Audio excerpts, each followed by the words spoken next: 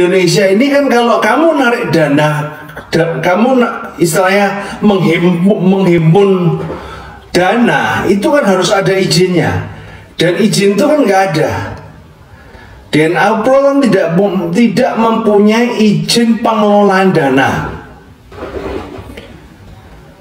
Nah, izin pengelolaan dana itu dikeluarkan oleh Bapepti. Nah, cuman kan selama ini mereka kan selalu menipu masyarakat dengan bilang bahwa saya legal, punya izin ini, punya izin itu, punya izin ZUPL. Ya, tapi bukan izin mengelola dana. Izin mengelola dananya nggak ada. Itu masalahnya yang membuat dia menjadi ilegal, karena tidak mempunyai izin pengelolaan dana.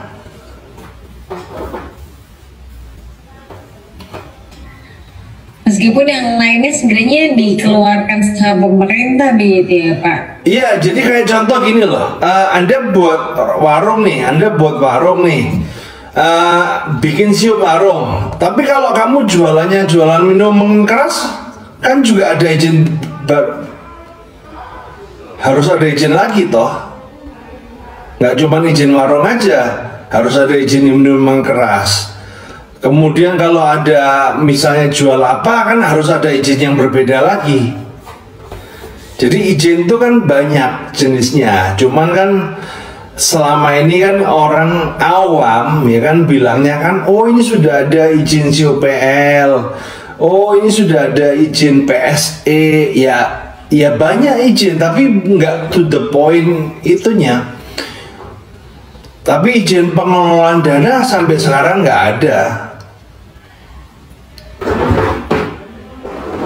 Nah, kemudian nih Pak, kalau apa mungkin kira-kira sebenarnya mungkin karena memang regulasinya aja yang belum ada, atau dianggap jadi ilegal, atau memang skema bisnis kayak gini? Karena skema bisnisnya dari awal udah salah Mbak.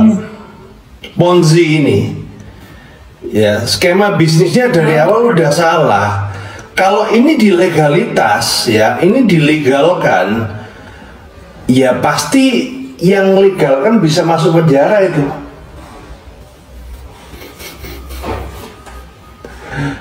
Karena skema seperti ini skema dari awal udah skemanya skema Ponzi, bukan real bisnis tapi skema Ponzi. Nah, kalau skema Ponzi menjadi legal Pak, ya jangankan DNA Pro, saya juga mau bikin lagi lah. Saya mau bikin lah, itu cepat kaya ya. Lebar gara kan, ayo setor ke saya kasih 1% per hari, sebulan 10%. Ya, iya kan 10% dari mana ya? Dari uang mereka kan saya kasih. Simpelnya kan seperti itu. Jadi ketika ada orang menaruh uang 100 juta, ya, saya memberikan mereka itu profit 1 tahun, itu masih uangnya sendiri.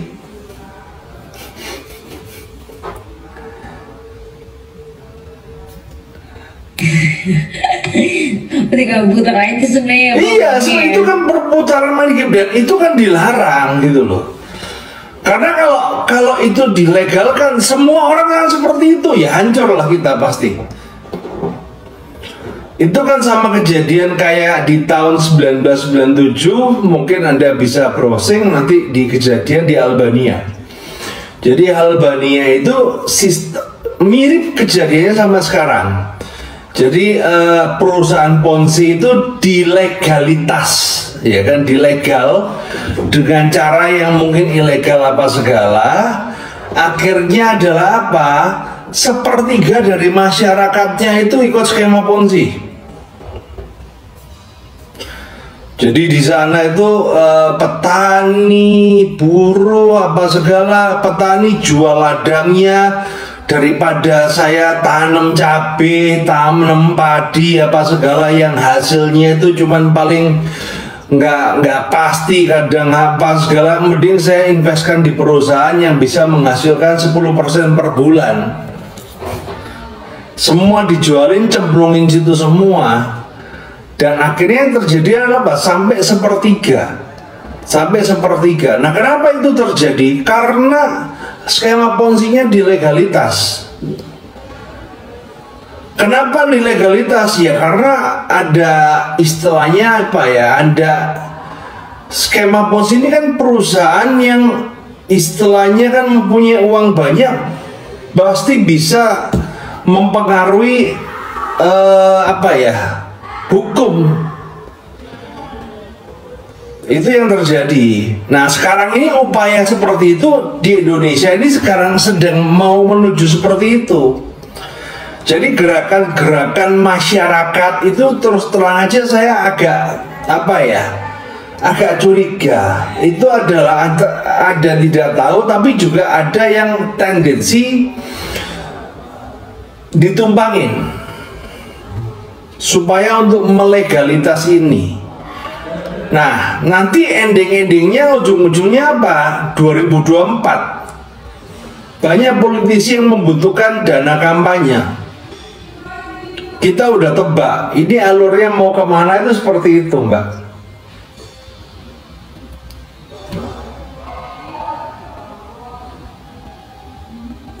Kemudian Pak, mungkin bisa dibilang berarti kan kayak Indonesia tuh ketinggalan nggak sih Pak sama soal masalah regulasi trading dibandingkan dengan negara lain? Kalau kita berbicara trading ya, kalau trading sih sebenarnya ya, kalau Anda bandingkan dengan Amerika sama Inggris ya jelas ketinggalan ya. Tapi kalau Anda sampingkan sama kayak negara-negara yang sama ya, kita termasuk maju kok, termasuk oke kok. Nah, kemudian Pak, kita mungkin bicara soal terkait soal mungkin aturan yang ada di Indonesia terkait robot trading. Ini kan dari Pak Roy sendiri melihat ini kan berarti kan sebenarnya regulasi terkait robot trading di Indonesia sudah cukup baik begitu ya Pak. Kalau misalkan kita jangan regulasi trading Mbak, bukan robot trading Mbak. Oke, regulasi trading itu sudah cukup baik lah begitu di sangat baik sekali di Indonesia itu regulasinya saya rasa udah bagus. Yang nggak bagus tuh penerapannya, penegakannya.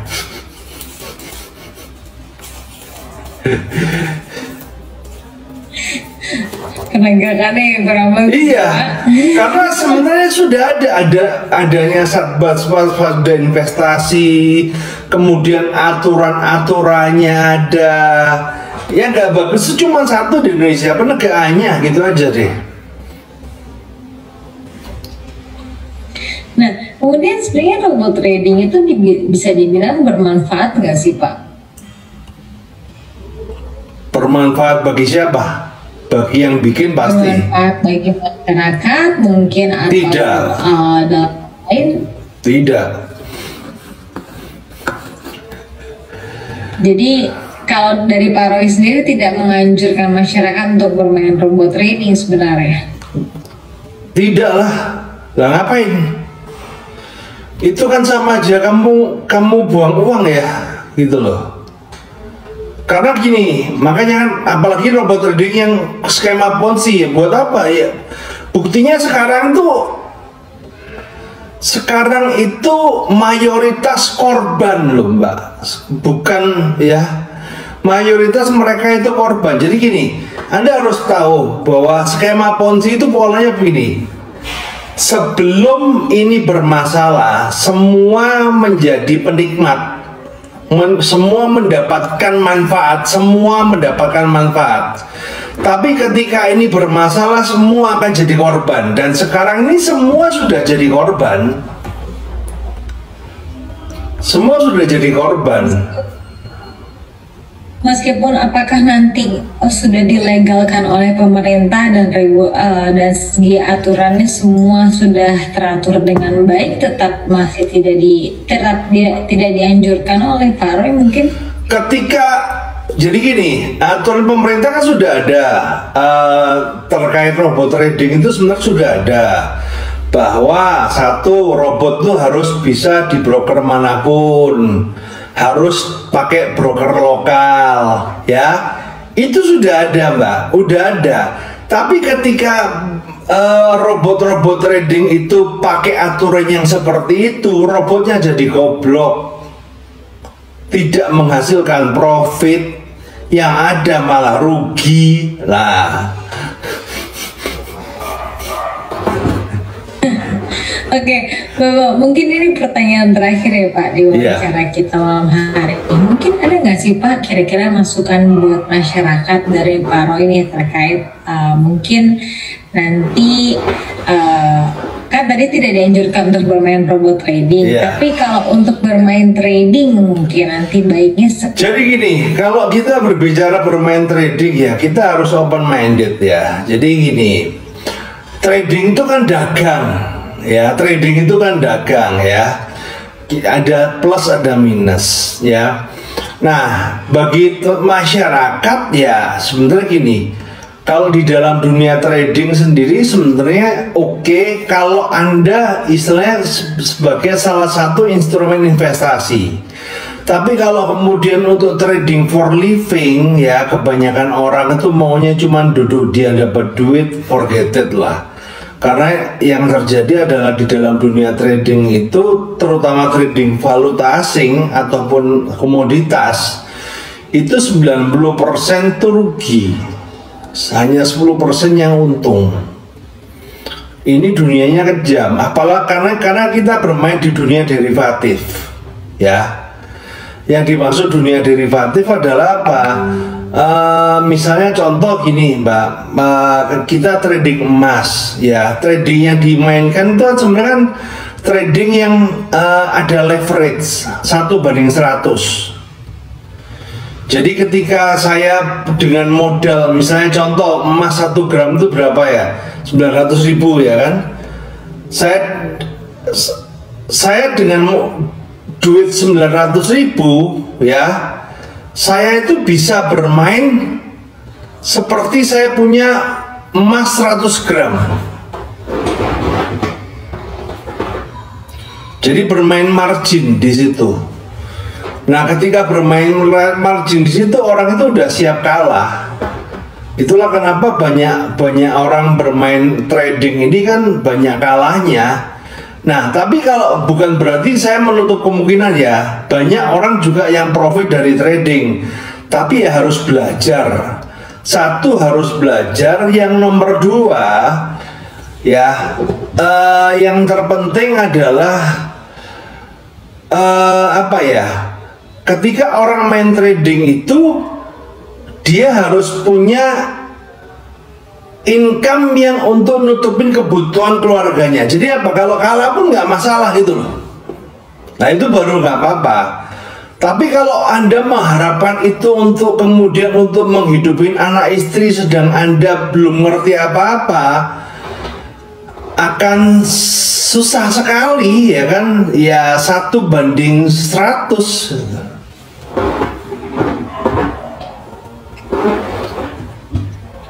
Kemungkinannya sangat kecil gitu ya Pak. Iya, beresiko sekali gitu. Iya. Sampai akhirnya jual rumah, jual harta benda. Nah itu ngawur, kalau itu udah ngawur tuh saya ngomong. Itu ngawur tuh ya kan. Jadi kan gini, kayak contoh ya, saya juga bermain trading ya, saya main manual, saya bermain ya. Saya bermain tuh, tapi kan yang saya mainkan kan hanya 15% dari portofolio saya. Jadi kalau misal saya punya uang 1 miliar, saya mainkan cuma 150 juta. Jadi kalau ada apa-apa ya nggak masalah gitu loh. Nah yang terjadi di masyarakat saat ini kan adalah apa? Dia itu punya uang 10 juta, 10 jutanya dicemplungin semua di situ. Itu yang jadi masalah. Begitu kalau dia kalah nggak makan. Nah itu yang jadi masalah Mbak. Tapi kalau untuk diversifikasi punya 100 juta, oke lah, saya bermain trading di 10-20%, berarti saya main 20 juta. Ya nggak apa-apa gitu loh. Ibarat kata anggap aja kalah itu belajar, menang kalah belajar. Nah cuman kan sekarang ini kan karena banyak masyarakat terutama yang sudah pernah merasakan robot trading ya, dimana duduk diam dapat uang tiap bulan, semua kan lagi susah move on. Ibarat kata kan kayak Mbak siapa ini, Mbak Feni ya. Mbak Feni habis punya pacar kaya raya, ya kan, kemudian pacarnya hilang, itu kan ya nggak enak gitu loh, ya. Biasanya minta apa ada, tiba-tiba nggak ada pacar, itu kan siapa yang beliin, nggak bisa. Jadi mereka itu sekarang problemnya lagi susah move on, begitu aja sih.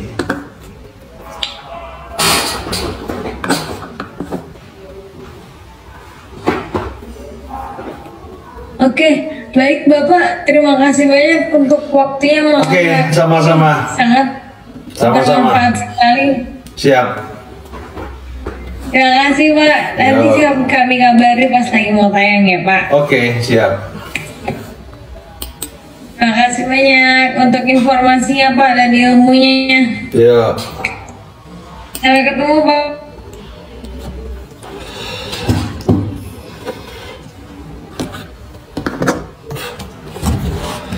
Halo Andreas, saya di Net 89. Wow, kan bosnya namanya juga sama-sama Andreas. AGT bagaimana? AGT itu apa? ATG apa AGT? Ya.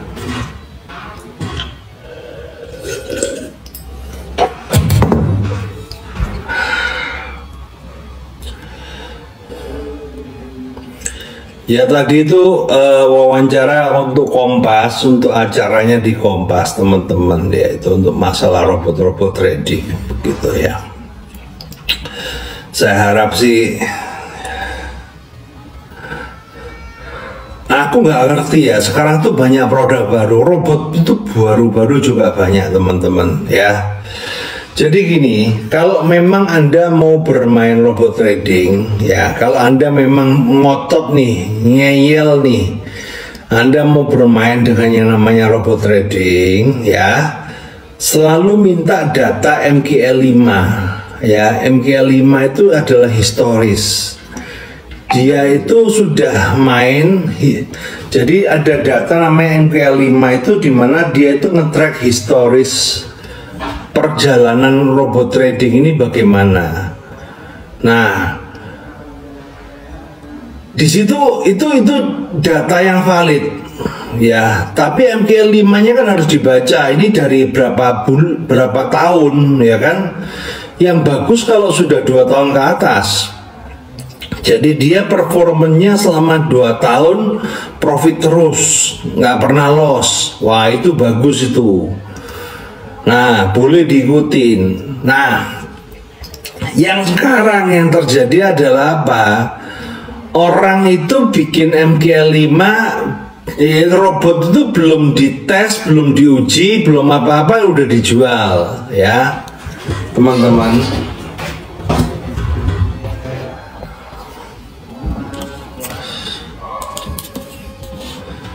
Emang ada yang sampai punya SUPL loh. Kalau robot dijual sekarang MLM pasti ada SUPL-nya teman-teman.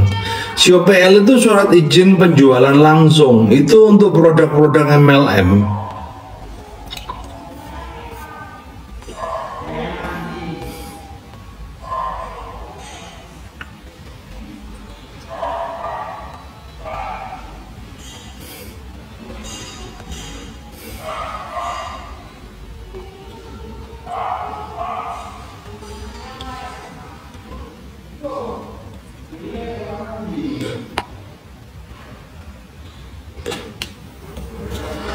Apa itu MQL5? MQL5 itu adalah kayak rapot teman-teman. Rapotnya orang trading itu MQL5 ya. itu dibuat sama komunitas MetaTrader yang bikin MetaTrader 4, MetaTrader 5 ya. Berarti kalau kamu trading, kamu bisa daftarkan akunmu di MKL5, di mana kamu bisa lihat historis. Jadi orang-orang itu kalau lihat rapotnya mana lihat di MKL5-nya. Di MKL5-nya itu tercatat kamu pernah loss, kamu pernah menang, kamu berapa, data-datanya itu ada. Nah, data MKL5 itu menjadi patokan, ya kan, patokan robot trading ini bagus apa tidak gitu loh.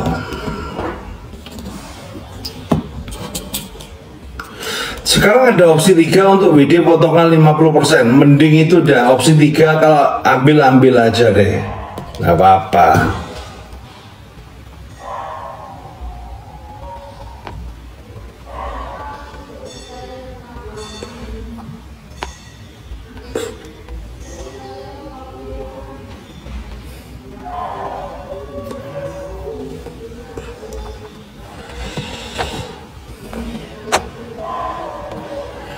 Oke teman-teman, saya rasa sampai di sini dulu ya. Ntar kita masuk lagi ya. Nanti kita masuk lagi. Thank you semuanya. Sukses selalu.